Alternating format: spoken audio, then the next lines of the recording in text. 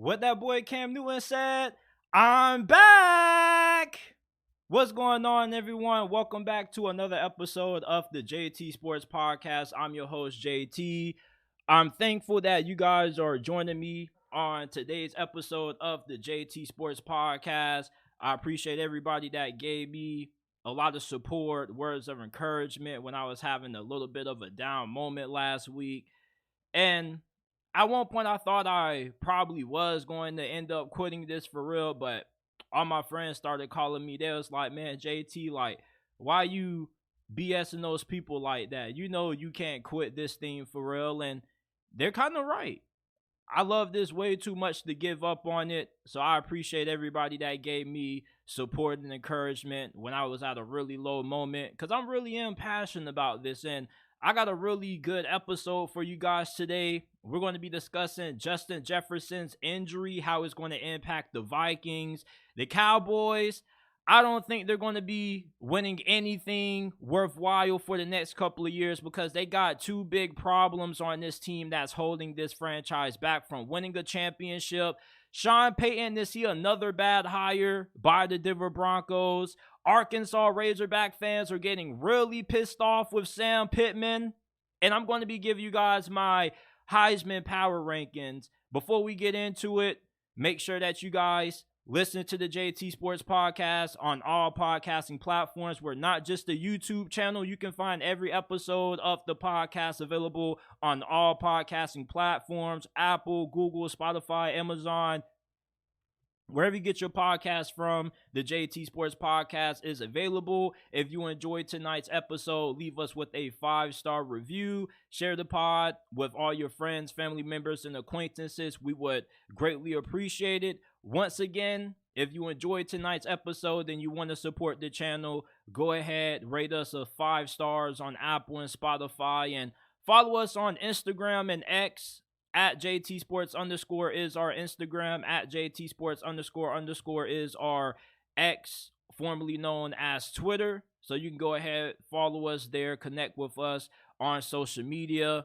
Shout out to everybody in the chat, man. We got a very exciting episode, man. Can't wait to get into it. All right, man. Let's kick this thing off.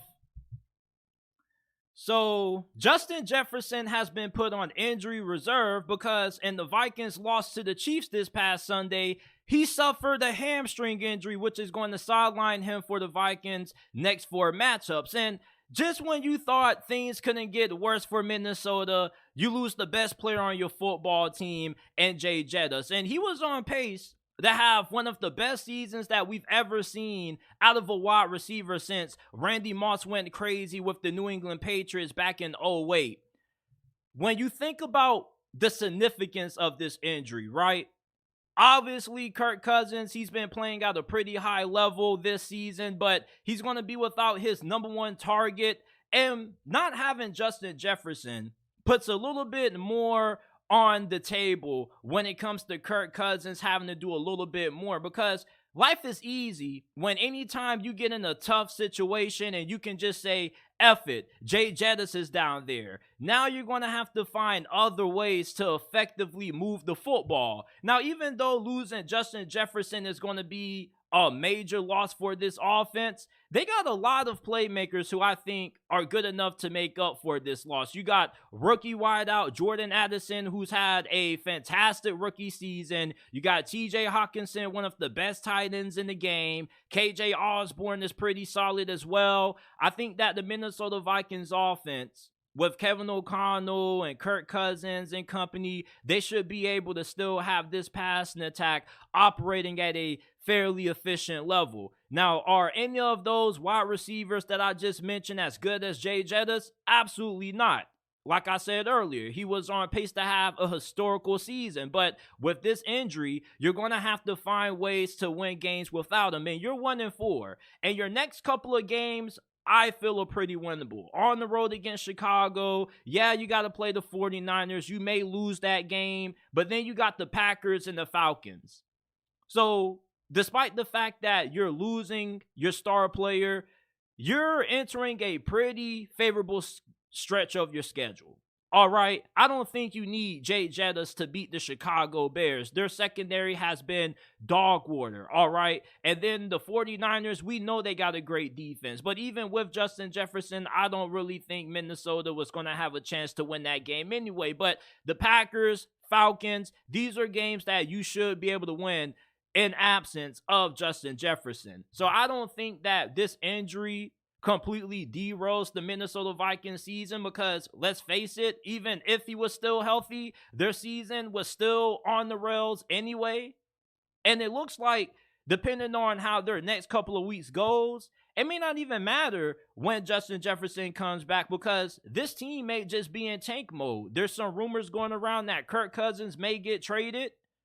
Maybe he goes to the Jets. Maybe he gets traded to another team that needs a quarterback. So there's no telling who's going to be the starting quarterback when Jay Jettas gets fully healthy from his hamstring injury. But regardless of the fact, Justin Jefferson, he's going to be missing the next 4 games of the season due to a hamstring injury. They have put him on IR. He potentially may end up healing from this injury a lot faster than expected, maybe. But the Vikings aren't trying to put anything up the chance. They don't really want to risk further injuring him, having him come back faster than what he needs to, when the season kind of already is starting to look like a lost cause. I mean, why would you try to rush back Justin Jefferson if you're 1-6, 1-7? The season pretty much is all but over at that point. So I think for the Minnesota Vikings, them taking a cautious approach with Justin Jefferson's hamstring injury is the right thing to do. And I do think that they got a good enough talent to be able to make up for this loss. Now, once again, I'm going to reiterate this for the last time. I'm not saying that any of the guys that they have currently at wide receiver are going to be able to be as good as Justin Jefferson. But what I am saying is, as a collective unit, when you look at everything that they have right now, they should be able to still have efficiency throwing the football, even without Justin Jefferson not being there. You got way too much talent at wideout with KJ Osborne and Jordan Addison and TJ Hawkinson at tight end for this offense to completely fall apart without Justin Jefferson. The 49ers exposed the Dallas Cowboys. We all saw the clobbering that they gave Dallas on Sunday night, 42-10. And not only did they expose the Dallas Cowboys for frauds, but they also exposed the Dallas Cowboys' 2 biggest reasons for why I believe that this team is not going to be winning anything worthwhile for the foreseeable future. All right? Dak Trash Scott, Dak Mid Scott, whatever you want to call him, he isn't good. All right? The dude looks like he can't run the football effectively anymore. His decision-making still is god-awful in late games. And you know, his first couple of games into this season, I cut him a little bit of slack.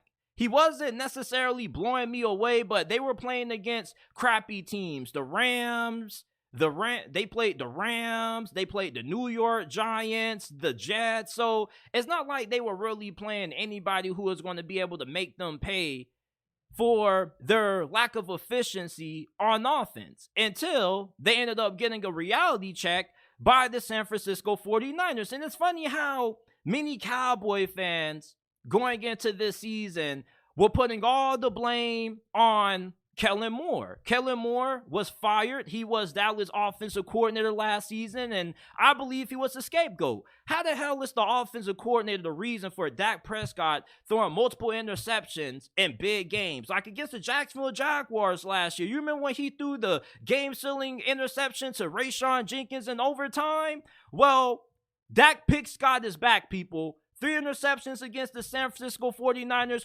Who are you going to blame now, Dallas fans? Because Kellen Moore isn't there anymore. You can only blame 1 or 2 people. Either you got to hold Dak Prescott accountable for his shitty performance, or you got to put the blame on Mike McCarthy. And offensively, when you look at Dallas offense from a statistical standpoint, comparing this year's offense to last year's offense when Kellen Moore was the offensive coordinator, there's not really a lot of big differences. All right, Mike McCarthy's play calling has been a little bit questionable at times, but when you're looking at how productive this offense has been, there hasn't really been a huge drop-off. Now, last season, when Kellen Moore was calling the plays, he was really good at finding ways to get the Dallas Cowboys in the end zone anytime they got inside the red zone. They had the best red zone offense in the league last year. They were scoring in the red zone 71% of the time. Well, this season, with Kellen Moore being gone and Mike McCarthy taking over as the play caller, their red zone offense has been non-existent. Anytime they get in the red zone, there's a high chance that they're going to end up kicking a field goal. Dak Prescott, his mobility hasn't really been utilized that much in the red zone area.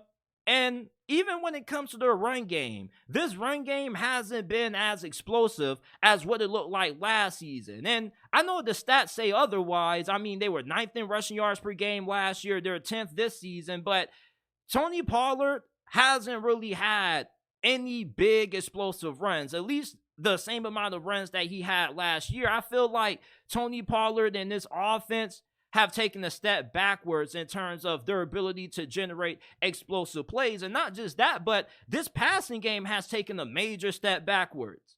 I mean, we thought that Kellen Moore was the reason for why the Dallas Cowboys passing attack wasn't as good as what it possibly could have been.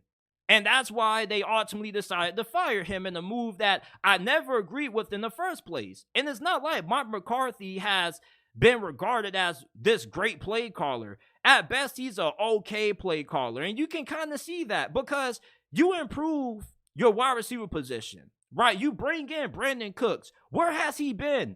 I've barely heard Brandon Cooks' name called at all. And then you got CeeDee Lamb, who you're struggling to get the ball to, who recently came out and voiced some frustrations with his lack of touches in the offense, although he deserves a little bit of responsibility for that because he isn't really doing a great job at getting open because he's getting doubled and triple teamed. This offense under Mike McCarthy doesn't look as good as what it did under Kellen Moore. And Cowboy fans, I'm asking you this, and I want you to be honest with me. All right? Who is a better play caller, Kellen Moore or Mike McCarthy? Based on the small sample size that we've seen out of Mike McCarthy calling plays for Dallas, do you think that he's doing a better job than Kellen Moore? Because I think the statistics show otherwise. I mean, this offense is pretty much the exact same offense that it was when Kellen Moore was calling the plays, minus the ability to score in the red zone. So you can't score in the red zone. Dak Prescott is still throwing interceptions, so that hasn't changed, and you're unable to get the ball to your best players on offense. I think that the two biggest problems with the Dallas Cowboys are with their head coach and their quarterback, all right? Is Dak Prescott a terrible quarterback? No, he's not. But is he a quarterback that you can win a Super Bowl with? I don't think he is. And at one point, I used to defend Dak Prescott. Not defending him saying that he's an elite quarterback or anything, but I was defending him saying that you can win with a Dak Prescott. All right? But the thing with Dak Prescott that I've started to realize is that it's kind of hard to make it far in the postseason with Dak Prescott because you can't trust him in big games, especially in big moments. I mean, anytime the Dallas Cowboys needed Dak Prescott to make a big play, he was unable to do so. And I don't know why he refuses to run the football a lot more. I never felt like he was a great athlete, but it's not like he never had any mobility in the first place. People make it seem like this dude just came in and he was running a 4.8 or a 4.9. Like, I still think that Dak has enough juice left in the tank to be a little bit more of a factor in the run game than what he has been up to this point this season. And shout out to my guy, Non-Swirl Zone, with the $2 donation. He says, bro, JT Sports cracked me up. Good analysis. It's like, yeah, man, like the way I'm trying to analyze Dallas offense, I'm trying to do it without completely crapping on Dak Prescott. But it's hard not to do that when you see him throwing 3 interceptions to the 49ers. 2 of those picks come into the backups. How are you going to throw interceptions to the backups? It's one thing to throw an interception or 2 to the starters, but then they take the starters out, they put the backups in, and you're still throwing interceptions.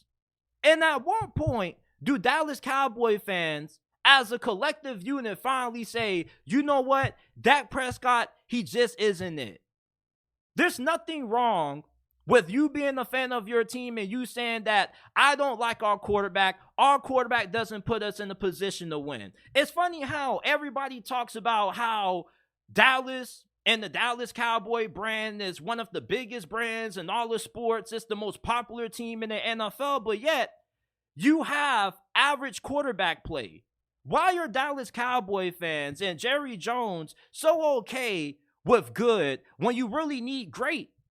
The last time Dallas had a great quarterback was Roger Staubach and Troy Aikman. And I was going back and forth with a couple of delusional Cowboy fans on TikTok and Instagram who had the audacity to tell me that Tua isn't better than Dak Prescott. Like, what the hell are you smoking, man? Are you serious Come on now, right now? dog. Are you Come serious? on, man. And here's the thing, right? If I'm going to take any fan base advice when it comes to what an elite quarterback is and isn't, I'm not going to take any advice from anybody that's a Cowboy fan that screams, Dak Prescott is a top 10 quarterback. Dak Prescott is elite. You know, there were so many Cowboy fans screaming that before the season started. I know y'all saw it on Twitter. And I know y'all guys get back and forth with Dallas Cowboy fans every single week damn near when it comes to how they view Dak Prescott. For some reason, Dak Prescott is viewed as a god in Dallas. No matter how bad he plays, no matter how many picks he throws, people are just going to continue to make it seem like he isn't the problem in Dallas. If he isn't the problem in Dallas, then who is? It's either one or two people that's holding back this team from greatness. Is either Big Mike McCarthy or is Dak Prescott? Which one is it? Hell, I think the easy answer is just to say both. I think after this season, both of those guys, Jerry Jones should just make leave town. Don't give Dak Prescott another extension and fire Mike McCarthy. Mike McCarthy doesn't make this team a Super Bowl contender. If you had Sean Payton as your head coach, and we're going to get into him a little bit later, I think that Dallas will be a way better football team than what they are now. Save me the whole excuses about injuries. Every team is dealing with injuries. Good teams have to overcome injuries. That's just a part of the game of football. I get sick and tired of people every single week saying, oh, we got this dude out. We got this guy out. Who cares, bruh? It's freaking football. Nobody goes through an entire season with no injuries. That's just how the game is, man. When you're playing the game of football, you're trying to make it through the season, trying to overcome adversity and trying to overcome lingering injuries. I don't think any player goes through a whole 17-game regular season without having some kind of injury that they're playing through. So save me the whole nonsense about the injuries on the offensive line and the other injuries that you've had on defense to Trayvon Diggs. Like DeRon Bland, I think he filled in perfectly for Trayvon Diggs. He caught a pick six against the New England Patriots, and he was looking pretty fine to me. And you got Stephon Gilmore. The Dallas Cowboys have so much talent, and yet we wonder why this team continues to disappoint year after year after year in big games. Well, the reasoning is because, one, they never have top-notch coaching. Mike McCarthy, he's better than Jason Garrett. And I do think there's a pretty big gap between him and Jason Garrett. But is Mike McCarthy as good as a Kyle Shanahan or Sean McVay? Hell no. There's a reason why the 49ers continue to run circles around the Dallas Cowboys. And I don't think it has anything to do with talent. There's no way you can tell me that the 49ers were 42-10 better than the Dallas Cowboys. Both of these teams have two of the best rosters in the whole entire NFL. The reason why the 49ers clobbered the Dallas Cowboys was because they didn't have great coaching. You see, when you have a great team, but you don't have top-of-the-notch coaching, that's what holds you back from winning a Super Bowl. When you want to win a Super Bowl, not just do you need to have a great team, but your team has to be well coached. The players just don't coach themselves. And that's something that the Dallas Cowboys haven't had since, Tom Landry? Bill Parcells? Jimmy Johnson? I mean, it's been like decades since the Dallas Cowboys had a head coach roaming the sidelines that you can look at and says, hell yeah, like, he's a damn good coach.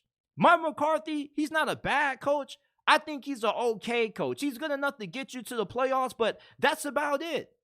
It seems like the Dallas Cowboys, every single year they get all these high expectations and people try to give them the benefit of a doubt. And you try not to hate on the fan base because, I'm never going to slander a fan base for being passionate about their team. But at the end of the day, there has to come a point where you got to look at yourself and you got to say, we're really gassing up a team. We really thought that we had a chance to win a Super Bowl with Dak Prescott and Mike McCarthy as our head coach quarterback duo. Like, what? The Dallas Cowboys need to upgrade that quarterback, and they need to upgrade that head coach. Now, I don't know what will be an upgrade from Dak Prescott. Hell, I think that if you go from Kirk Cousins to Dak Prescott, that's a slight upgrade. Not a major upgrade, but a slight upgrade. At least Kirk Cousins has the ability to win a couple of big games for you. I know him and Dak Prescott kind of are in the same tier of quarterbacks that aren't able to really come through when it matters the most, but at least Kirk Cousins can come through a little bit more than Dak mid-Scott. Because that's what Dak Prescott is. He's mid. And you used to be able to win a quarterback. You used to be able to win a Super Bowl with a mid quarterback. But it's 2023, people. In today's NFL, having a great team and an okay quarterback isn't going to be good enough to cut it. Look at the current state of the AFC right now. The AFC is the equivalent to the Western Conference in the NBA. The majority of the NFL's best quarterbacks play in the AFC Conference. The best quarterback in the NFC is Jalen Hurts. That's the only quarterback that you can look at in this conference and label elite. So therefore, I'm looking at Jerry Jones and I'm wondering, when are you going to make the next big move to try to get an elite quarterback in there? There's nothing wrong with having a Dak Prescott in terms of if you want to have a winning team and you want to have a little bit of playoff success. But if you want to be able to win a Super Bowl, you got to be able to have top-tier quarterback play. And I don't think that the Dallas Cowboys are ever going to get that out of Dak Prescott. I know a lot of Cowboy fans love Dak Prescott. He's a great leader, great captain. But he just isn't in that quarterback for the Dallas Cowboys in terms of them having championship aspirations. When I look at Patrick Mahomes and the Kansas City Chiefs, I say, they got a shot every single year because of Patrick. Same thing with the Cincinnati Bengals. But you look at the Dallas Cowboys and you look at Dak Prescott, do you really think he gives you the best chance to win a Super Bowl compared to other quarterbacks in this conference such as Jared Goff and Geno Smith? A couple of years ago, it would have sounded absurd to say that those two quarterbacks were better than Dak Prescott. But now, it's not even insanity anymore. It's just the new reality that we live in. Dak Prescott is a top 15 quarterback. He's nothing more, nothing better than that. The Dallas Cowboys aren't going to win shit with Dak Prescott and Mike McCarthy being in the Big E. And I'm wondering when Jerry Jones is going to go ahead and roll the dice.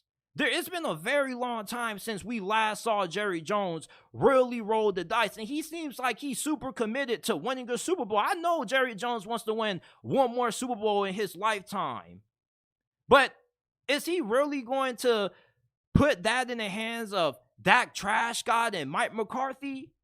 If he is, I think that Jerry Jones should be satisfied with all of the Super Bowls that he currently has, because unless he's willing to make a swing at quarterback and head coach and bring in a top-level head coach and bring in a better quarterback, the Dallas Cowboys are going to be stuck at the level that they are, which is they're going to be a playoff team. They may win a wild card game, make it to the divisional round, but that's about it. And even if they make it to the conference championship game, you just know they're going to find a way to blow it. And that's the tough thing about the Dallas Cowboys. I hate judging teams based on history. But there's no team that continues to prove a narrative painted by the national media to be true more than the Dallas Cowboys. I'm not really somebody that is a big fan of Stephen A. Smith, but he has a really good point when he says, when you look at the Dallas Cowboys, what can go wrong will go wrong. And that's true. There's no way anybody expected them to get dog walked by the San Francisco 49ers the way that they did. It doesn't matter if it's the regular season. You want to know why? Because this is the same stuff that's been happening year after year with the Dallas Cowboys. And, they say history repeats itself. History repeats itself, it seems like, every single season with the Dallas Cowgirls. They get all this attention. They get all these high expectations. And for one time in my life, I actually thought that the Cowboys had a legit shot at being able to make it to the Super Bowl. Now, did I pick them to win the NFC? No, I didn't. I picked the Seattle Seahawks, but I at least felt like they had a great chance. My guy, Juice, he didn't even have the Dallas Cowboys labeled as Super Bowl contenders, and I felt like he was being really disrespectful to Dallas. I felt like Dallas' roster was too good not to label them Super Bowl contenders, but it turns out he was actually right.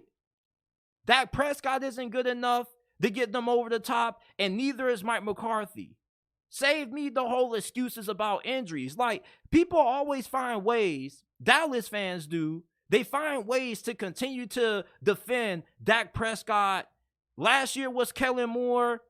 This year, I don't know what the excuse is going to be. I can't wait to find out. But even though the Dallas Cowboys continue to disappoint year after year, they make for some damn good television. Like, I love watching the Dallas Cowboys because they're always going to find a way to give you some entertainment. Even when they were getting blown out by the 49ers, I continued to watch that game because I wanted to see if they were going to put in Trey Lance. And instead, they put in Cooper Rush. And it really was mind-boggling to me because it's like, man, what's the point of trading for Trey Lance, young quarterback with upside that hasn't really worked out that much, that needs reps, if you're not going to give him a chance to get in the game and get his feet wet when you're down 42-10? What are you putting Cooper Rush in there for? We know Cooper Rush is a solid backup. We need to know what we can get out of Trey Lance. Trey Lance needs reps. He's not learning anything on the sidelines. He didn't learn anything on the sidelines behind Jimmy Garoppolo. And he's definitely not going to learn anything on the sidelines holding the clipboard behind Dak Prescott. The Dallas Cowboys, as much as I love to hate on this team at times and love to poke fun of this team, they make it too easy. Just be honest. This team is so easy to make fun of because of the fact that they always find ways to underperform when you just have a little bit of expectation for them. I wasn't expecting the Dallas Cowboys to beat the 49ers. I thought they could at least keep it within 10 points, at least. I wasn't even surprised at the final outcome of that game because that's just what the Dallas Cowboys are. They look nice on paper. They're always going to win the offseason. Like, you look at the Dallas Cowboys before the start of every season, and you always look at their roster, and you always say, like, bro, they got a great roster. They're stacked. Yeah, they always are stacked. But they always have mid or above, barely below average coaching. And that's not good enough to cut it. Mike McCarthy, he may be able to win you the division, get you to the playoffs, win you a playoff game or two, but in terms of winning a Super Bowl, he's not good enough to get you there. And neither is Dak Prescott. The Dallas Cowboys, after this season, they need to kick these two guys to the curb and bring in some fresh blood in there. Bring in a new head coach. Hell, I think that the Detroit Lions offensive coordinator would be a perfect fit. And then find out a way to get your new quarterback in there. Maybe you could try the draft run in this upcoming year's draft. There's a lot of them to pick from. But Dak Prescott's decision-making makes it hard to trust them in the postseason. I'm not counting out Dallas. I'm not saying that they're not going to make it to the playoffs. I'm not going to go that far. I'm even going to say that I still think they got a shot to win the division over Philadelphia. But am I picking them to make it far in the playoffs? No. All the Dallas Cowboys are good for is for, making a lot of noise in the regular season, winning the offseason. They're the Super Bowl champions of the offseason. If they gave out Lombardi trophies based on offseason hype, the Dallas Cowboys will win that shit every single year. But when it comes playoff time, put up a shut-up time, the Dallas Cowboys get forced to shut up. And the 49ers made the Dallas Cowboys shut their mouths in terms of Super Bowl expectations with their 42-10 beatdown. And they exposed the two biggest problems with this team, the head coach and the quarterback. Mike McCarthy had no answer for anything that the 49ers were doing defensively, and Dak Prescott, he didn't have an answer neither. And I felt bad for Dan Quinn. Dan Quinn is the best defensive coordinator in the NFL right now, but there's only so much you can do when your offense doesn't do anything. And yeah, his defense could have played a lot better, but I'm not going to blame Dan Quinn for that loss. I'm going to put it on the offense. The offense hasn't really looked that great this year. And I'm eager to see what they're going to do their next couple of games with their schedule really starting to ramp up. We're about to truly find out what kind of team the Dallas Cowboys are. Are they off-season prima donnas? Or are they an actual legit Super Bowl contender? Because I just think, they're just pretenders. They look good on paper. They're off-season warriors. They're off-season champions. But when it comes to the regular season, they disappoint every single year. They'll make it to the playoffs, and then they'll end up losing, and then they'll get sent back home in ugly fashion. And my last thing with the Dallas Cowboys is that it seems like every time this team is in a big game, they just find out ways to go out in the most embarrassing fashion. It's like, how embarrassing is it to get clobbered on Sunday Night Football 45-10? Or 42-10? Did you guys know that Dallas Cowboys 49ers matchup was one of the most viewed Sunday Night Football games in a very long time? And they just got clobbered. 25 million people tuned in to watch a good game, and instead, they watched the murder on live television.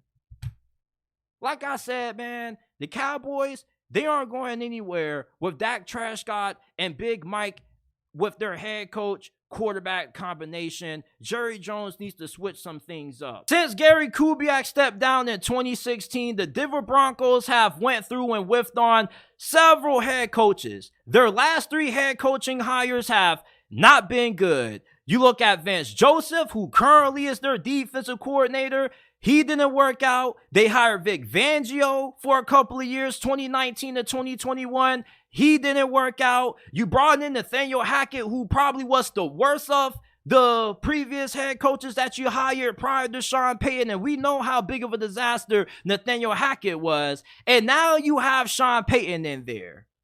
And when the Denver Broncos traded for Sean Payton, and they officially named him their head coach, majority of people felt like he would be able to turn this team around. Now, nobody was expecting a miracle to happen. Nobody expected for Denver to go from what they were last season to a Super Bowl contender, but you at least thought that this team would be better than what they are right now, currently 1-4 and looking like one of the worst teams in the NFL. Russell Wilson, he hasn't looked bad. He's looked way better than what he did last season. He has 11 touchdowns to only 2 interceptions. He's completing 66.9% of his passes. He's thrown for 1,210 passing yards. But for some reason, anytime the game is on the line and you really need Russell Wilson to pull through, he just finds a way to blow the game. And it's to the point that I can't even call Russell Wilson Russ anymore. He doesn't deserve the nickname Russ. Russ is too cool of a nickname for a guy like him to have anymore. Instead of calling him Russ, I just gotta call him Russell from this point forward, because that's what he is. Russell Wilson is just a shadow of himself. And people say he's not playing bad. Yeah, he's not playing bad, but he's not the Russell Wilson that he used to be when he was with the Seattle Seahawks. The old Russell Wilson that I grew up on, that was one of the best quarterbacks of my lifetime, that I've been around to watch, was able to come through every single time the game was on the line. He was one of the clutchest quarterbacks in the league at one point. And now it seems like anytime the game is on the line, you just know he's going to fold. The only time Russell Wilson actually looked dependable in a late game situation was when they came from behind against the Chicago Bears. I mean, Russell Wilson, I don't give a damn what the stats show. We all saw his late game fumble against the New York Jets. And you can say, well, JT, they didn't really have a great chance at winning that game anyway. Like, the Jets defense is so great. Man, save me that. At the end of the day, you're paying Russell Wilson a lot of money. I need him to come through for me in late game situations, not fumbling the game away. There's a reason why Sean Payton went into Russell Wilson on the sideline after that play happened. He said, bro, what the hell are you doing? And I was looking at Russell Wilson saying the same thing. You know, like, Russell Wilson is a great person. He's a really good guy to have in the locker room. He's a hard worker. He's going to give it his all. But that doesn't win you games. Being a likable guy, being a great person, being a man of faith doesn't win you games as a quarterback. Russell Wilson isn't winning games. And you see, the Broncos are not a great team. We understand that.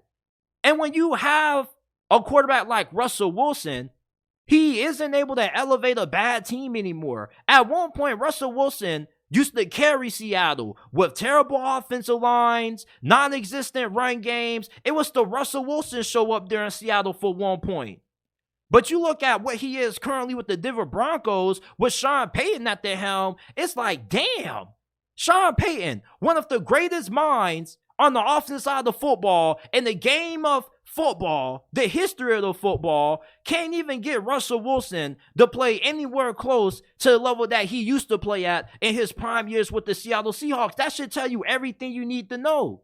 Sean Payton is not the problem with the Denver Broncos. Sean Payton was given a lot of money for a reason. You want to know why the Broncos ownership paid him so much money? Because they realized how crappy of a situation they were in with Russell Wilson. So I don't get why you Broncos fans, not all of you guys, but some of y'all are trying to say that Sean Payton needs to be fired. What? Sean Payton wasn't in charge of building this roster. He didn't get the trade for Russell Wilson. He didn't get to sign most of the guys that he wanted to last season. He was retired. He was working for Fox, comfortable at home, living, chilling. And then you have to bring this fool out of retirement, offer him a lot of money, and now you want to try to blame him for him inheriting a terrible situation? Like, come on, man. There's a reason why a lot of head coaches didn't want to take this job. There's a reason why you have to pay Sean Payton so much money for him to become the head coach of Denver. You had to incentivize him to take this job. Anytime you have to incentivize somebody to do something, that means that most people that you ask to do it without the added incentives don't want to take it. And you want to know why people didn't want to take it? Because they knew that Russell Wilson was broken car pieces. You can't fix a car that doesn't start up anymore. Russell Wilson, you start that bad boy up, he may get you out of your driveway, and then he turns off once you get into the open road. I don't care about what these stats show about Russell Wilson. Yeah, he hasn't played bad, but he hasn't played good enough for the Denver Broncos to be better than what they are. They're a 1-4 football team. Russell Wilson, you can say he ain't the problem, but he definitely ain't the solution, and he definitely ain't the future. And my homeboy was saying that, man, Denver got to move on from Russell Wilson ASAP, and I was trying to break it down to him. No, bro, like, they're stuck with Russell Wilson for the next 3 to 4 years. His cap hit, his dead money is way too big for you to cut him. And nobody's going to want to trade for him. Who would want to trade for Russell Wilson? I mean, the Denver Broncos are in a really bad situation. And I don't think you can put this on Sean Payton. You got to put this on the general manager. The general manager after this season, he definitely has to get sent the door. He has to. He whiffed on hiring Nathaniel Hackett. He did a terrible job at constructing this roster. Now, Sean Payton probably had a big say in some of the big moves that they made in free agency. Okay, but that's just one offseason, and the Denver Broncos didn't really have a lot of money to work with where they could just drastically overhaul this roster via one offseason. Sean Payton is going to need more than 1 year to fix this franchise. There's a reason why he's getting paid all this damn money.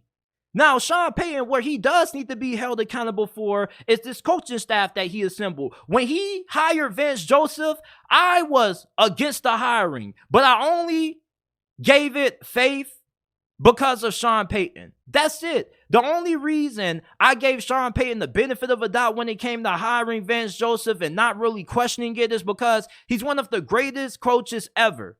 He's a Super Bowl champion. He's going to be a future first ballot Hall of Famer as a head coach. Okay, so of course, I'm going to respect his judgment and I'm going to give him the benefit of a doubt because he's a Hall of Fame coach for a reason. I'm sitting here talking to you guys on microphone getting paid for a reason. Okay, so of course, I'm going to give Sean Payton a little bit of leeway when it comes to certain decisions that he makes, even if they are a little bit skeptical. But Vance Joseph, he wasn't good when he was the defensive coordinator for the Arizona Cardinals. I remember that Monday night. Was it Monday night? I don't know if it was Monday or Thursday night. But all I know is there was a game when last year the Arizona Cardinals got steamrolled by the 49ers. And George Kittle had a big touchdown run where nobody on Arizona looked like they wanted to tackle the fool. I don't get what Sean Payton was doing when he chose to hire Vance Joseph, but that was an awful decision. I honestly thought he should have went with Rex Ryan. Rex Ryan, he may not be a great head coach, but this dude is a fantastic defensive coordinator. If Rex Ryan was calling the plays, you think the Dolphins would have put 70 on that defense? With Rex Ryan being the DC, I'm pretty confident that wouldn't have happened.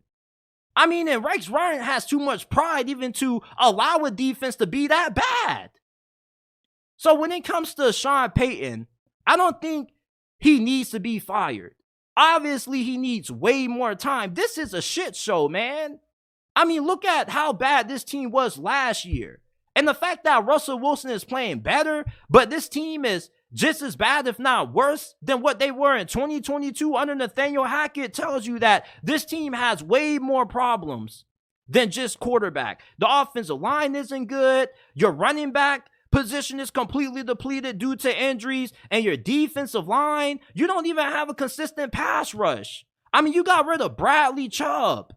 He's with the Dolphins. He still isn't really doing that much down there, but I mean, you don't have anybody on that defensive line outside of maybe Zach Allen, who may be your best pass rusher, and I don't even know if he's healthy. Hell, I might have to look it up real quick. But all I'm saying is that the Denver Broncos, this team had no talent coming into the season on defense, basically. You had Patrick Surtain, Justin Simmons, and that was about it.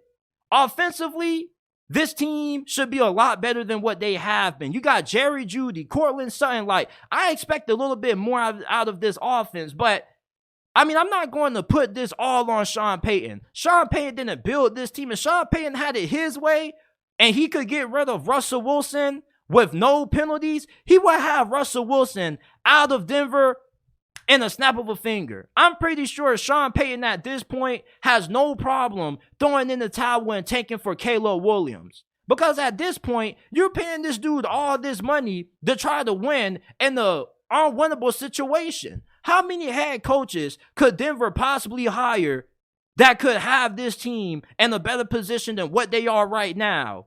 You could put the best head coach. You could put Vince Lombardi on the damn sideline in replace of Sean Payton, and this team still would be a disaster. I mean, this roster is just terribly constructed. And not just that, but this is an organization that from a front office standpoint, they've been making bad decisions ever since they won that Super Bowl. Ever since Gary Kubiak stepped down, it's been wraps. And there's a reason why Gary Kubiak stepped down. I think that he kind of peeped the dysfunction in the front office. He peeped the dysfunction on the top level. And that's why the Broncos are in the situation that they're in now. This roster has been poorly constructed. You gave Russell Wilson all this money, plus you gave up all your future assets to get him. Yeah, you got a first-round pick. It potentially could be the number one overall pick if the Bears and the Panthers improve a little bit. But I mean, Sean Payton, you can't put all of the blame on him. All right? You probably got to give Sean Payton 30% of the blame and put 70% of it on the rest of this franchise. You know, the front office, the owners, the general manager, because Sean Payton got paid a lot of money to turn this thing around for a reason. And I think with you giving him so much money, that tells you that, hey, like, we know that this is an awful situation. Just do the best that you can this season, and we'll try to figure the rest out later. If I'm Sean Payton, I don't give a damn how much money Russell Wilson is getting paid. I'm tanking for Caleb Williams. Caleb Williams, if he's available and the Denver Broncos have a chance to draft him, you draft him. And you work out the rest later. If Russell Wilson wants to be the highest paid backup in NFL history, go ahead and do so. Even though I don't think Russell Wilson's ego will allow that to happen. I don't think Russell Wilson would be okay getting paid all this money to be a backup quarterback for a rookie QB. If Denver can't force Russell Wilson to retire and you got to go ahead and draft another quarterback and he becomes the highest paid backup QB in NFL history, so be it. F it. Because at this point, him being out there doesn't really improve your chances at winning. I'd rather have Caleb Williams starting for me at quarterback on a rookie deal and have Dak Prescott. Hell, I'll take Dak Prescott over Russell Wilson right now. Dak Prescott will be a better QB under Sean Payton's tutelage than what he is under Mike McCarthy's tutelage. I mean, the Denver Broncos are just a complete, unmitigated disaster. And for you Broncos fans that want Sean Payton fired, like, what the hell were you expecting this season? I get it. I had them winning 9-10 games. But nobody viewed this team as more than a potential wild card team. Like, Broncos fans making it seem like they were supposed to be anything better than what they are right now. I mean, I don't think any of us thought they would be 1-4, but not too many people expected miracles to be made when Sean Payton was hired by Denver. He did what most people believe that he would be able to do. He's fixed Russell Wilson. He's got Russell Wilson playing at a higher level than what he was last year under Nathaniel Hackett, but it's just that in the year 2023, we have to accept the reality that this is who Russell Wilson is. He's not Russ anymore. He's Russell. He's not the old, incredible Houdini Russell Wilson that was getting out of sacks, breaking out of all kinds of tackles, and just making crazy throws downfield. The new Russell Wilson is the Russell Wilson that you see today. You can't trust him to win games when it's on the line, and he's not a quarterback that's going to be able to elevate a bad team. If anything, Russell Wilson needs a great roster to win at this stage of his career, and how most quarterbacks need. Most quarterbacks around Russell Wilson's age can't carry a football team anymore. They need to have a good supporting cast around them. There's a reason why Tom Brady left New England and went to Tampa Bay. There's a reason why Aaron Rodgers left Green Bay for New York. You need weapons when you're an older quarterback. You need a great offensive line when you're an older quarterback. And when you don't get that, you're not going to have a lot of success. I don't get how Broncos fans, not all of you guys, but a lot of you guys are trying to put all the blame on Sean Payton, trying to say we need to fire Sean Payton. Sean Payton was a bad hire. No, Sean Payton has held up somewhat his end of the bargain. Russell Wilson's playing at a better level. He just isn't playing at a good enough level for the Broncos to be able to win games because this is a bad team. This team has been poorly constructed for over the last couple of years. One free agency period and one offseason wasn't going to be enough to overcome the years of poor drafting and poor roster acquisition that the Broncos have had over the last couple of years since they won that Super Bowl back in 2015 in Peyton Manning's final season. Sean Payton, give him some time, all right? I'm judging Sean Payton based on what he does in 2024, not what he does in 2023, although I am going to give him a little bit of some accountability when it comes to him hiring Vance Joseph as the defensive coordinator. I never understood that in the first place. I thought Rex Ryan would have been a much better fit, but there's a reason why he's getting paid all this money. So I trusted his decision, and obviously this decision has backfired in his face. And this is the first time that Sean Payton ever really had to assemble a coaching staff. I mean, he's had the same coaching staff in New Orleans for damn near a decade and a half. Hell, most of the coaches that were under Sean Payton during his years in Nola are still on the staff with Dennis Allen right now. Sean Payton, if you're a Broncos fan, you got to give him time because he inherited a disaster. You got to remember, they paid this dude a boatload of money to take this job. They pretty much gave him so much money that he couldn't turn this job down. So it's like, yeah, you look at it as, man, he's getting paid so much money, JT. Of course, we're going to expect better. But you also got to look at it like this. You're paying this guy so much money because this was such a undesirable job that nobody else wanted to take it. So you can't be surprised that you're in the situation that you are right now. Sean Payton is still a great coach. You know, him missing on the defensive coordinator doesn't change anything about his legacy and his resume. He's still going to be a first ballot Hall of Fame coach regardless of if this thing ends up getting turned around or not. But this was just a recipe for a disaster when you look at the situation that he was walking into. Before we get into our next couple of topics, if you haven't already, smash the like button, subscribe to the channel. We go live Monday through Wednesday, 9:30 p.m. Eastern Time.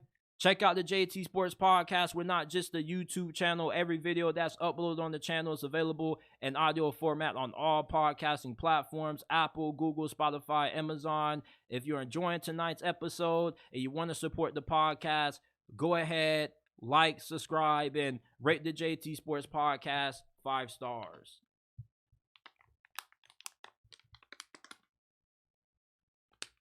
Shout out to everybody in the chat, man.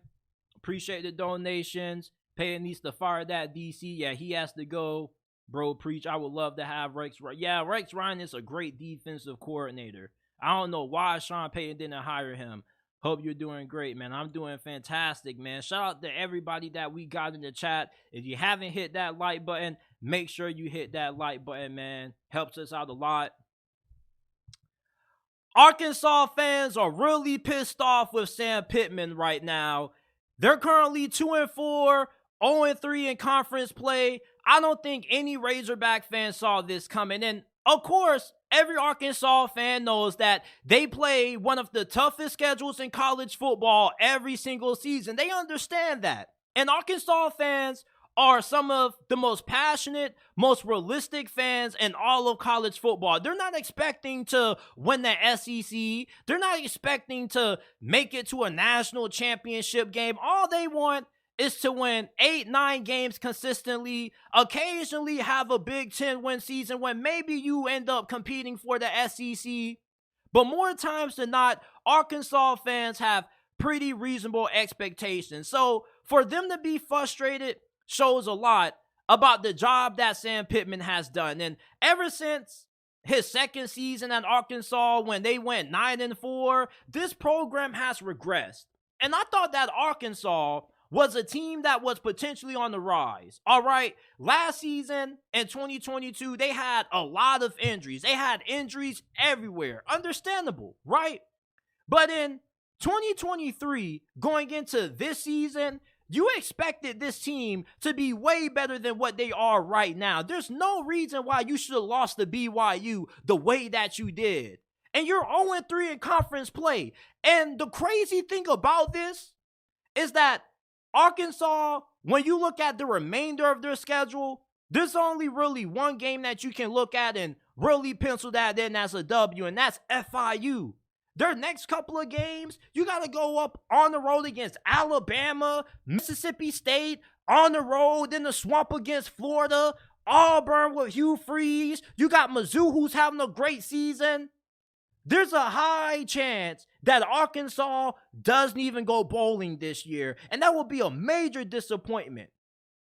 And Sam Pittman, he hasn't really done a great job being the head coach of this team over the last couple of years. This team has went backwards. It's crazy how you go 3-7 your first year, then you triple your win total your second season, and then that's just it. The team just goes backwards. It just makes no sense to me. And I was really shocked when he replaced his former offensive coordinator, Art Briles, who left for TCU, with Dan Enos. And I laughed. You want to know why I laughed? Because I'm a Miami Hurricane fan. And I remember when Dan Enos was calling the plays for us when Manny Diaz first hired him. And you saw he didn't last long as Miami's OC. Manny Diaz gave that fool the door expeditiously. So I was really astonished when I saw Sam Pittman hiring this dude to replace Art Briles. And everybody's asking the question, what the hell has happened to KJ Jefferson? KJ Jefferson was one of the most underrated quarterbacks in all of college football. He was really good at taking care of the football. He was dynamic with his legs. And all of a sudden, Dan Enos takes over the play calling, and he's ruined KJ Jefferson. He's ruined Rocket Sanders. They had one of the best quarterback running back duos in all of college football. And you can't even tell what KJ Jefferson is anymore because how atrocious the play calling has been. And I get that the players got to execute, but there's no way KJ Jefferson goes from being a top quarterback in the SEC for the past 2 years to now being one of the worst quarterbacks in this conference. I never thought I would ever say Brady Cook is better than KJ Jefferson, but based on this season, he is. I mean, is KJ Jefferson even a top 5 quarterback in the SEC anymore? And I don't blame KJ Jefferson. I blame Sam Pittman whiffing on his offensive coordinator hire of Dan Enos. There were plenty of better candidates who you possibly could have gotten. You mean to tell me that you couldn't have persuaded Dan Mullen to leave the ESPN desk to become your offensive coordinator? Art Briles was one of the best OCs in all of college football. I know that Arkansas fans had their moments where they looked at Art Briles and they said, what the hell was that? But this dude was a really good play caller for the most part. And you go from him to Dan Enos, yeah, of course there was going to be a drastic drop-off because of that. And the defense doesn't really look all that improved neither. Sam Pittman, I definitely think it's time to start having those tough conversations. All right, and you might not even have to wait another year to fire Sam Pittman. If you win only 3 games this year, I think that's a fireable offense. And I believe that he got an extension not too long ago. In Arkansas, for all of my younger audience out there, or all of my audience who doesn't really know a lot of history about college football, Arkansas is one of the most winningest programs in the history of this sport. Believe it or not. And you wouldn't even be able to tell with what this football program has been through within the last decade. I mean, at one point, Arkansas was a team that was consistently competing in the SEC West. Now, of course, they weren't making it to the SEC championship game, but they weren't a team that you could look over. You look at Arkansas now, and you just look at them as a pushover. And with Texas and OU coming into the conference, things are going to get a lot worse for Arkansas. Yeah, they play one of the most difficult schedules in all of college football every single year, but so does Auburn. That's just part of the job. Arkansas fans have reasonable expectations. They want to win 7-8 games consistently, 8-9 games consistently, but they'll take a 7-win season. But be in this situation when you possibly could miss out on a bowl game is a fireable offense. All right, losing to BYU is a fireable offense when you're Sam Pittman at Arkansas. And BYU looks to be a pretty solid team this year. But if you go back and you watch the way that they choked that lead against BYU, you'll be wanting to fire Sam Pittman too if you was a Arkansas fan. Like, Arkansas fans had to endure Chad Morris. And then when you think that you got a little bit of optimism after your 9-4 season in 2021, you go 7-6 and you say, man, it's understandable. We had a boatload of injuries. And you thought that going into this year that maybe you could possibly finish in the top half of the SEC West. At least I thought you would be able to. Your defense looked much better. You thought that your offensive line would be able to get back to the level that it was in 2021. But things have just been a complete disaster for Arkansas. I mean, this fan base, I feel so bad for you guys because you guys are one of the best fan bases in all of college football. Like, I get really surprised every time I upload an Arkansas video and it does crazy numbers. Like, one Arkansas segment I did got like 5,000 views in like 24 hours. I was like, damn, like, Arkansas fans exist? Like, believe it or not, this is one of the biggest fan bases in college football, one of the most underrated fan bases in college football. And right now, they're getting tortured because anytime they get a little bit of optimism, a little bit of reason to be optimistic about the future, they get their souls ripped out, and you get Sam Pittman going 0-3 in conference play. I mean, these boys done lost to BYU. They done lost to LSU. They done lost to Texas A&M. They lost to Ole Miss. And you can say, man, at least they haven't been blowouts, but it's just the fact that you can't find ways to win these games. Nobody cares about how tough a schedule Arkansas has. I'm going to say it for the last effing time. Everybody in the SEC is playing the gauntlet of a schedule. Look at Hugh Freeze at Auburn. This fool has to go up against Georgia and Alabama every single season. I mean, it doesn't get no tougher than that. You got to go up against Georgia and Alabama, two juggernauts in college football, every single season. If there's any head coach who deserves a pass, it's any head coach who's coaching at Auburn. Don't want to hear no more of the excuses for Sam Pittman having a tough schedule. You can't use that anymore, man. Arkansas is at a point now where they should be able to take a tough schedule and at least be able to be bowl eligible. There's no reason why, regardless of how tough the schedule is, for Arkansas not to be a bowl eligible team. It's not like this program is lacking in resources. They got solid facilities, okay? Arkansas has a pretty nice campus. I've actually watched a couple of virtual tours of Arkansas University, and I was pleasantly surprised. Because before I ever really got into Arkansas football like that, and I started really covering college football heavily, I used to be like, bruh, what the hell is in Fayetteville, Arkansas? Why would anybody want to go there? But it's actually a very beautiful place. So, I mean, there's no reason for Arkansas to be going in the direction that they're headed. And the direction that they're headed is straight to the bottom of the SEC again. It's funny how, in the span of 3 years, Sam Pittman went from the beloved hero of this program to now being seen as a villain. And it's just so crazy how I just find ways to continue to use this quote. You either die a hero or you live long enough to see yourself become the villain. And for Sam Pittman, it looks like it's only taken 4 to 5 seasons from him to go from beloved head coach to now get this fool out of here. And for Arkansas fans, I got to ask you this. Who's next?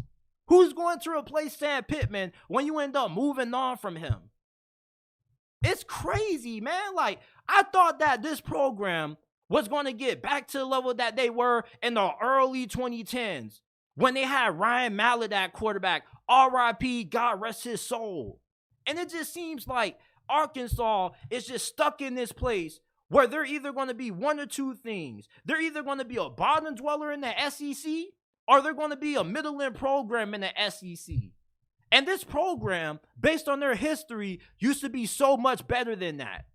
You know, for the people who are just casual watchers of college football, you look at Arkansas and you probably expect them to be a 6-7 win team. You probably don't expect much from them, but this used to be a very passionate football program. This used to be one of the better football programs in college football.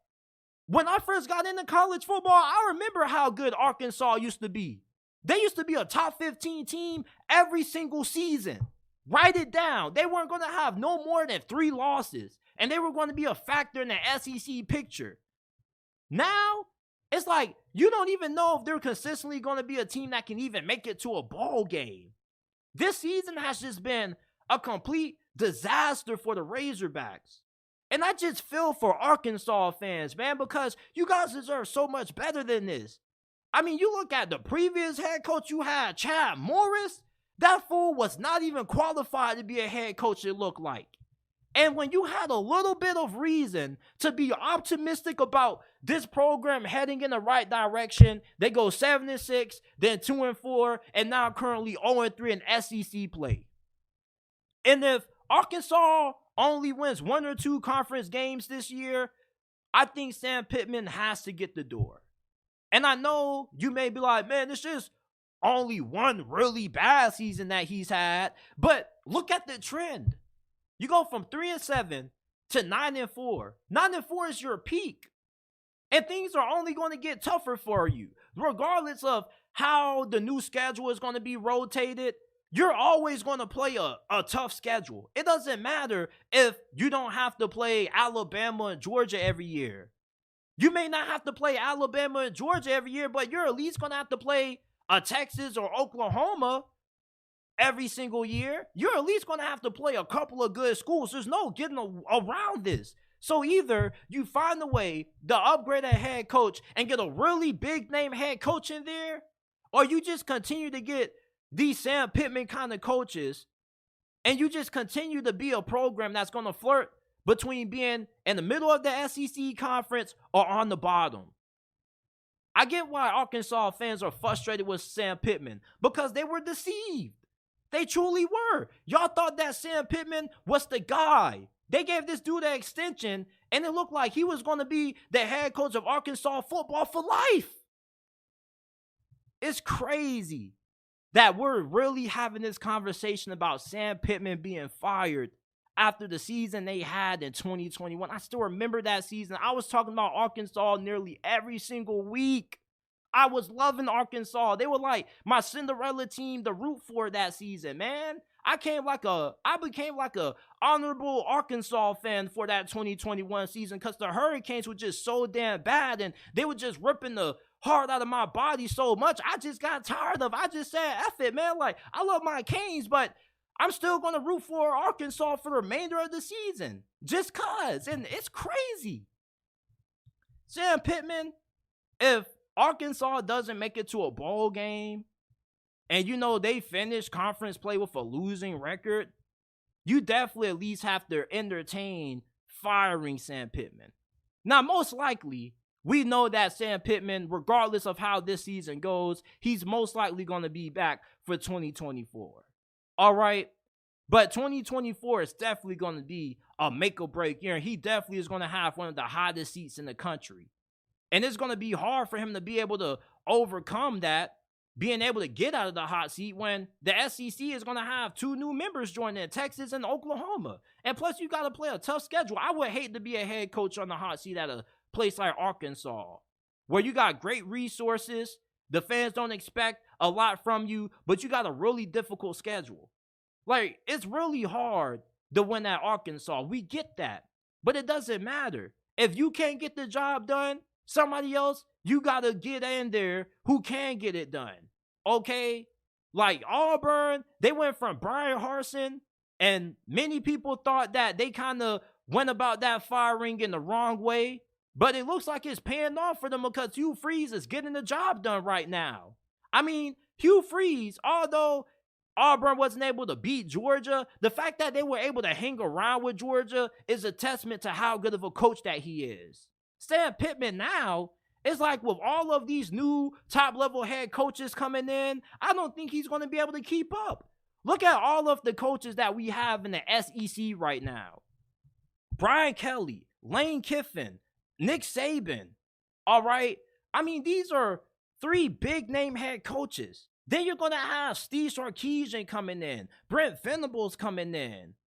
It's just like, if you're Arkansas and you want to keep on being a middle-end program in this conference, or potentially a bottom dweller, keep on hiring these Sam Pittman and Chad Morris kind of coaches. If Arkansas wants to get back to the football program that they used to be in the early 2010s, when they were having 11-win seasons, 9-win seasons at minimum, they need to spend some big money on getting a big-time head coach in there. Hell, I don't even think that hiring Dan Mullen would be a bad replacement for Sam Pittman. But you just got to get some big-name coaches in there, man. You got to interview some big-name head coaching candidates. You can't keep experimenting with these head coaches who don't really have a proven track record of success. You just can't. So let me know how you guys feel about Arkansas and Sam Pittman right now. Do you guys think that Arkansas needs to go ahead and part ways with Sam Pittman? Or do you guys think that Sam Pittman needs one more year in Fayetteville? Let me know down in the comment section down below. I want to give you guys my Week 7 Heisman Power Rankings. At number 10, I got Jahar Jordan. This fool was going crazy against Notre Dame last week. And even outside of that performance, if you look at how he's played for the entirety of this season up to this point, he's had nearly 100 yards in every single game but one, and he's averaging over 7 yards per carry. Do you not know how impressive that is? The average 7 yards per carry? That means that you're averaging 14 yards every single 2 times you touch the football. Every 2 touches that Jahar Jordan gets, he's turning it into first downs. This dude is literally a freight train. So I got him at number 10. He's probably the best running back in college football right now. Number 9, I got Sheduer. I feel like the Sheduer Sanders Heisman hype train has kind of lost a little bit of momentum. You know, when they started out 3-0, he was balling out. And then when they went on that losing streak to Oregon, USC, he didn't really have great statistical showings. Now, obviously, we know that it's not really all his fault because the offensive line didn't give him a chance against Oregon. And against USC, he had a pretty solid game, but compared to the other quarterbacks ahead of him, he hasn't really been able to keep the momentum that he had at the start of the season up to this point right now. Now, he did have a great showing in their win against Arizona State, but at this point, you know, everybody isn't really watching Colorado anymore. Now, there are still a good amount of eyes on Colorado, but I don't think there's enough games left on the schedule for well, I'll take that back. There still are a couple of games on the schedule for Sheduer Sanders to end up putting himself back in primary position to win the Heisman Trophy this year. But with how bad that offensive line has been, I don't really know if he's going to be able to crack back into the top 3 like how I had him earlier this season. Number 8, I got Luther Burden, man. Luther Burden, to me, is the best wide receiver in college football. I'll take him over Marvin Harrison, which is insane. But, you know, Brett Coleman on Twitter, he was like, who the hell is this dude? And he doesn't really watch a lot of Missouri football like that. You can obviously tell because if you've been keeping up with Missouri, you would know that Luther Burden, it's not really no surprise that he's as good as what he's been this year. This dude was the number 1 receiver coming out of his recruiting class not too long ago. So it's not a matter of if, it was a matter of when Luther Burden was going to start looking like a superstar. This fool in his last 3 games has went for over 100 plus yards and 10 plus receptions. This is insane. Against LSU, he was literally at one point Missouri's offense against LSU. Their secondary, with the multiple guys that they had starting back there at DB, could not guard just one receiver. That's how explosive and dynamic Luther Burden is. So I got Luther Burden at number 8. I definitely think that he deserves to be on here. You got to remember that the Heisman Trophy, although it seems like it's a quarterback-driven award, the Heisman Trophy, the definition of it is still the same. It's supposed to celebrate the most outstanding player in college football. Not the most outstanding quarterback in college football, the most outstanding player in college football. And I feel like not having Luther Burden on this ranking would be a disservice to what the Heisman Trophy is supposed to represent. The most valuable players in college football. You take Luther Burden off of Missouri, I don't think they're 5-1 at this point. Jordan Travis is at number 7. The Jordan Travis hype train is still rolling strong, but they haven't really had any big-time wins of late outside of that win against Clemson. And even in that game, Jordan Travis, he played good, but I didn't really see a Heisman-worthy performance out of him in that game. Because FSU, for the first half of that game, their offense struggled. Now, they did turn it on in the second half, but I just wasn't insanely blown away by Jordan Travis. He hasn't had any performance, anything like the week 1 performance that he had against LSU. Now, he still has a chance to improve and get higher on this list. But for right now, I got him at number 7. Dylan Gabriel, he's at number 6. I didn't have him on this list previously. I do now due to the performance that he had against Texas. And I'm going to be honest, I didn't think that Oklahoma was going to be able to beat Texas. Now, I gave them a shot, but I wasn't really insanely confident that, Oklahoma would be able to slow down Texas offense. But to their credit, they were able to do that and then some. I mean, that was one of the best performances that we've seen against that Texas offense all year. So you got to give a big round of applause to how Brent Venables had that team ready to play and how Dillon Gabriel performed in that game. And Oklahoma fans, prior to this season, they weren't really all that high on Dillon Gabriel, just based on the comments that I've read about Dillon Gabriel, because they got a really highly touted quarterback that they got from the previous year's recruiting cycle that a good amount of Sooner fans thought could have eventually took over at quarterback for Dillon Gabriel if he was inconsistent like how he was last season. But he's been consistently good this year, and he's a really good runner, which kind of has taken me by surprise. I didn't think he was athletic as what he's shown this year.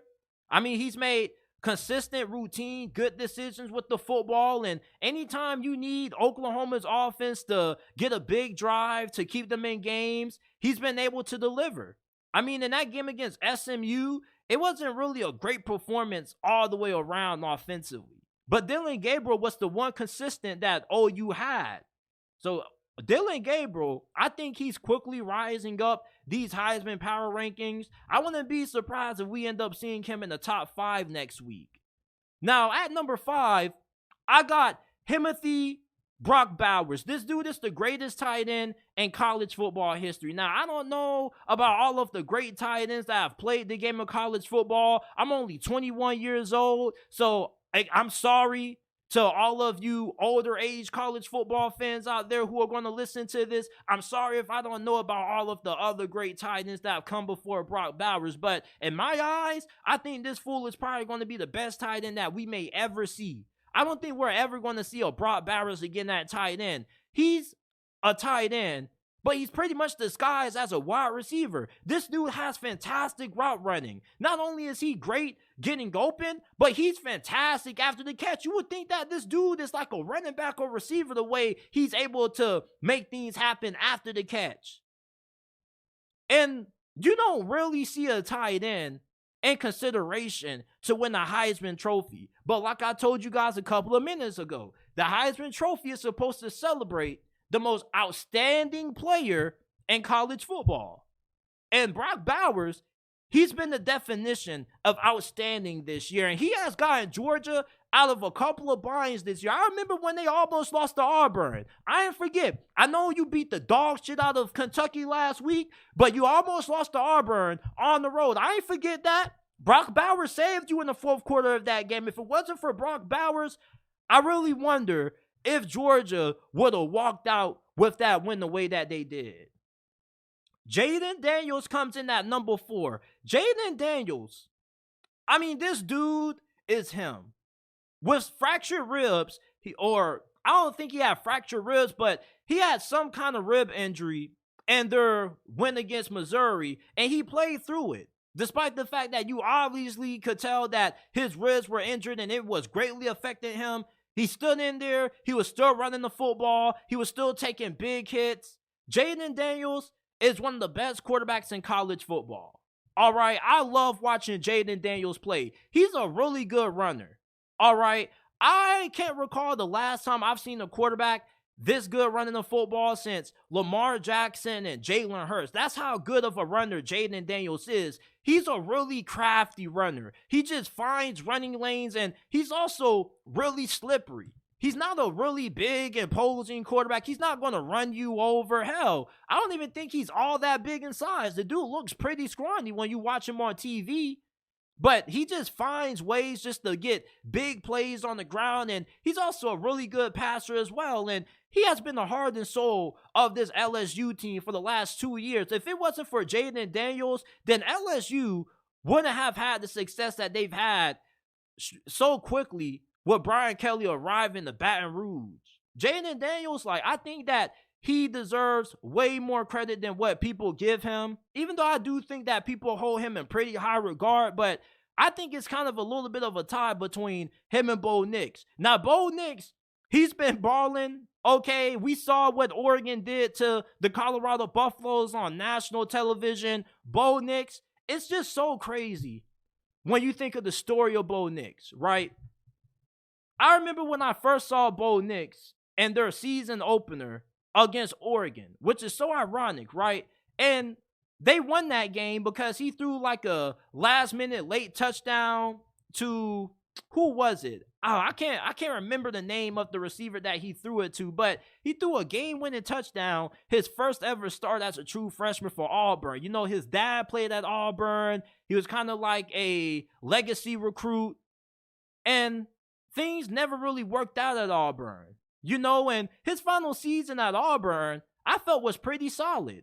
And it just was a little bit saddening to see him have to transfer out because his dad played at Auburn. There were huge expectations put on the shoulders of Bo Nix, and he never was really able to put it together. Then he goes to Oregon, he reinvents himself, and he just looks like this new quarterback.